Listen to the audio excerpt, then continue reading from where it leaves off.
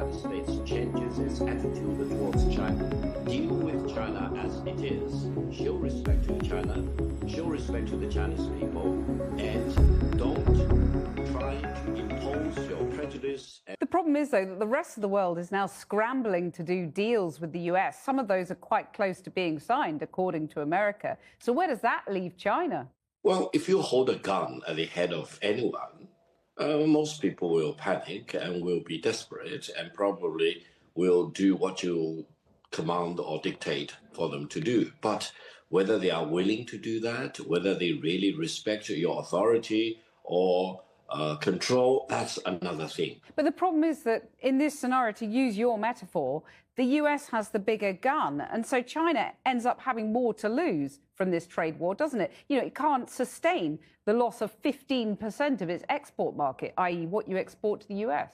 Not at all. China is fully prepared to fight to the very end because the world is big enough that the United States is not the totality of the market in the world. So if the United States wants to go in that direction of completely shutting itself out of the China market, be my guest. Yeah, and China will lose the US market, which, as I've said, is 15%. We don't care. We don't care. China has been here for 5,000 years. Most of the time, there was no United States, and we survived. Right. And if the United States wants to bully China, we will deal with the situation without the United States. And we expect to survive for another 5,000 years. When you hear Donald Trump say China wants a deal, it just doesn't know how to go about it. They're proud people. J.D. Vance talks about Chinese peasants. What do you make of their conduct in this respect? If J.D. Vance thinks that he's dealing with the peasants in China, and I'm proud to be a descendant of the peasants, most of us are descendants of the peasants anyway, that's our tradition. We are farmers before. But now we are one of the leading industrialized economies in the world.